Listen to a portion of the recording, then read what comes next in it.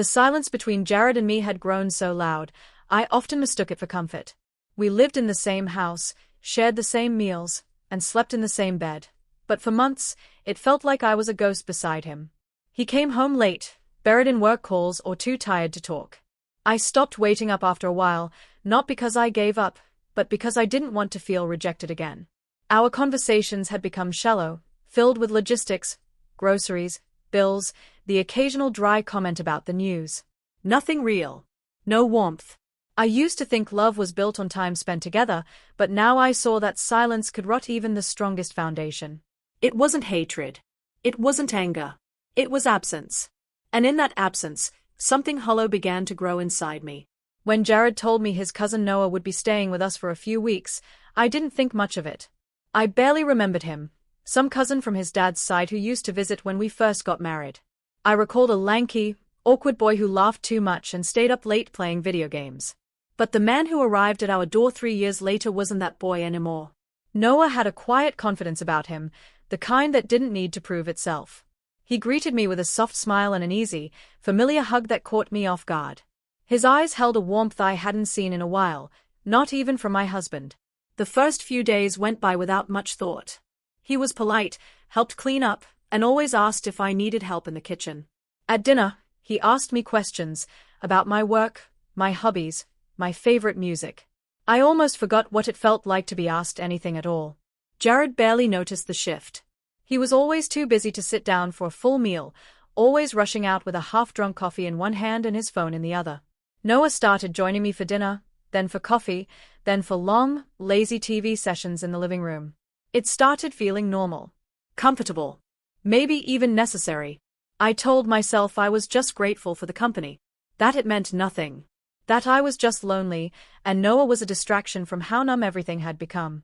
But even as I repeated that lie to myself, I couldn't ignore how my heart reacted when he laughed, or how my stomach twisted slightly when his arm brushed mine. It was a Thursday evening when it began to shift. Jared had texted earlier, working late again. I knew he wouldn't be back before midnight. Noah and I had eaten dinner on the couch, watching something funny that I barely remembered now. The lights were low. A blanket lay across both our laps, more out of habit than cold. I felt him lean slightly closer as he reached for the remote. His knee grazed mine and lingered just a second longer than needed. He didn't say anything. Neither did I. The room went quiet except for the sound of the show. Then, as he adjusted himself, his hand dropped between us. It was nothing, really, just a simple movement. But the edge of his hand brushed my thigh. I froze. Not because I was shocked, but because I didn't hate it. My eyes stayed on the screen, but my mind went blank. The warmth of his skin on mine was faint, barely there. His hand didn't move again. But mine didn't either. I didn't shift. I didn't get up. I didn't clear my throat or make some awkward excuse to leave. I just stayed. He must have noticed, but he didn't push. He didn't lean in or say anything. The silence between us was heavier than it had ever been. Not empty, not like it was with Jared, but full, thick, waiting. I sat there, pretending to watch the show, my heart beat loud in my ears. I could have pulled away. I could have made space. But I didn't. And that, more than anything, terrified me. The next morning, I tried to act normal. I made coffee, folded the laundry, responded to emails, anything to avoid thinking about how I didn't move the night before. But it clung to me. Every time I passed by the living room, I saw us there again, his hand grazing my thigh, my stillness, the silence that swallowed the moment whole. Noah acted like nothing happened. He was polite, warm, helpful. He smiled the same way, cracked the same light jokes. But something had changed. Not in what he said or did, but in what he didn't say. The pauses were longer. The glances held just a little more weight. And the air between us? It was no longer light. It buzzed. Jared was gone early again, off to some off-site meeting. I stood in the kitchen that morning, buttering toast I didn't want, and watching Noah move around the house. He was in his t-shirt and joggers, barefoot, humming as he poured cereal. It should have felt ordinary. It didn't. I kept telling myself it was nothing. A brush of the hand under a blanket. An accident. That's all. But my body remembered it differently. My body remembered the warmth, the tension, and most of all, the choice not to move. Not to speak. Not to stop it. That evening, The rain came heavy, tapping against the windows like it was asking to be let in. Jared messaged again. He'd be stuck at the office, might stay over at the hotel near the client's site. I stared at the text for a long moment, unsure whether I felt disappointed or relieved. Noah was already in the living room when I walked in. The lights were dim, the blanket from last night still folded neatly on the armrest. He looked up, eyes meeting mine with something unreadable. I hesitated for a second, then sat beside him. We didn't speak at first. The show started playing. A comedy, something simple and distracting. But neither of us laughed. The distance between us was respectful, but it wasn't real. My mind was screaming with thoughts, but none of them made sense. I kept wondering, did he feel it too last night? Did he mean to touch me? Or did I imagine it all? Then I realized the truth that frightened me the most. It didn't matter what he meant. It mattered what I let happen. 15 minutes in, he reached for the popcorn. His arm brushed against mine again. Soft, subtle, familiar. My skin tingled. I didn't flinch. My heart picked up its pace, but I didn't lean back. I felt him shift slightly, his knee brushing mine again, more direct this time, more intentional. I could have moved. Could have put a cushion between us. Could have said something, anything. But I didn't. His hand settled between us, just like the night before. This time, there was no accident. His pinky lightly tapped my leg. I glanced down, and before I could catch myself, I looked at him. He didn't move. He didn't speak. But his eyes held me in place. Not with pressure. Not with arrogance. Just with quiet certainty. I should have said something. I should have reminded myself that I was married. That this was wrong. That Jared, for all his distance, was still my husband. But the thought came late, and the feeling came first. His fingers moved, barely, and rested against my leg, just enough to feel like something. I didn't stop him. I didn't move. Again. My breath caught. I couldn't look at him. I stared at the screen, the colors blurring together. I told myself it would end there. That nothing else would happen. That this was the edge, and I would pull away before it crossed over.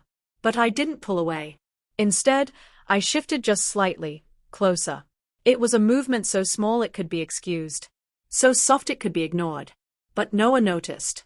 I saw it in the way he breathed, in the way his fingers curled gently. We stayed like that for a long time. No kisses. No confessions. Just heat, tension, and 1,000 things neither of us dared say. The storm outside grew louder. The house felt like a separate world, quiet, humming, suspended in a moment that shouldn't exist. And yet it did. When the credits rolled, neither of us moved. The next morning, sunlight streamed through the blinds like nothing had happened. Like the world hadn't shifted beneath me while I sat perfectly still. I woke up to an empty bed. Jared hadn't come home. I stared at the ceiling for a long time, arms crossed over my chest, feeling the weight of the night press against me in the quiet. In the kitchen, Noah was already making breakfast. Scrambled eggs, toast, and that same easy smile he always wore. But behind his eyes, I saw it, the same storm I felt brewing inside me. We didn't talk about it. We didn't acknowledge the space we'd shared, the unspoken decision to cross a line without ever truly stepping over it. We existed in this strange in-between. I went about my day with practice motions, answering Jared's polite check-in text, pretending I was fine, pretending everything was fine. But my body knew different. My mind couldn't stop circling the same thought. I didn't stop him. Not once. I let it happen, and I didn't regret it. That truth stung. Not because I wanted to hurt Jared, but because I didn't feel hurt by him anymore. I felt forgotten. And I had gotten used to that. Noah had reminded me, without even trying, what it felt like to be noticed. To feel warmth again. Jared came home late that night. He dropped his bag by the door, kissed my cheek without meeting my eyes, and asked what was for dinner. I smiled. Told him there were leftovers. Watched him eat in silence while I sipped water and nodded at the appropriate parts of his work recap. He didn't ask how I was. He didn't notice anything had changed. But I had changed. Noah stayed mostly in his room that night. I wondered if he was thinking about it too, how close we'd gotten, how quiet it had been, how loud it felt inside our heads. I avoided the living room, avoided the couch, avoided even walking near the blanket we'd shared. The next few days were like walking through a fog. Jared returned to his routine. Work, calls, sleep, repeat. Noah and I kept our distance, but not because we were over it. No, we kept our distance because the silence between us had become dangerous. One more moment alone, and I knew I wouldn't stop it the next time. Then, on Friday, Jared left for a weekend conference. He kissed my forehead on his way out, asked me to water the plants, and promised to call that night. As soon as the door shut, the air changed. The house was still. Too still. I stayed upstairs most of the day. Read a few chapters of a book I couldn't focus on. Checked my phone obsessively, hoping for a reason not to go downstairs. Noah didn't call out to me. Didn't come up. But by evening, I heard him in the kitchen, cleaning, humming faintly, just like always. I stood at the top of the stairs for a long time. Then I went down. He was on the couch again, same blanket, same casual posture, but this time, he looked up and held my gaze longer than usual. I walked into the room without saying a word and sat beside him. Closer than before. We watched the beginning of a movie we wouldn't finish. I could feel the tension like a wire stretched tight between us. I could feel him holding back. And for once, I wasn't. I turned toward him slowly, the movement deliberate. His breath caught, and I saw his hand twitch slightly on his lap. He wasn't going to make the first move. He was waiting, respectful, careful, but he wasn't stepping away either. So I did something I never thought I would. I reached out, just gently, and placed my hand over his. He looked at me, eyes wide but calm, and in that moment, no one said a word. Everything was clear. This wasn't an accident. It wasn't a mistake. It was a choice. My chest rose and fell with a quiet kind of ache, not of guilt, but of inevitability. He didn't lean in. I didn't kiss him. Not yet. But I didn't let go either. And when the lights dimmed with the end credits, we were still sitting there, his fingers intertwined with mine, hearts loud in the quiet, and a secret shared between two people who had already crossed more than just one line.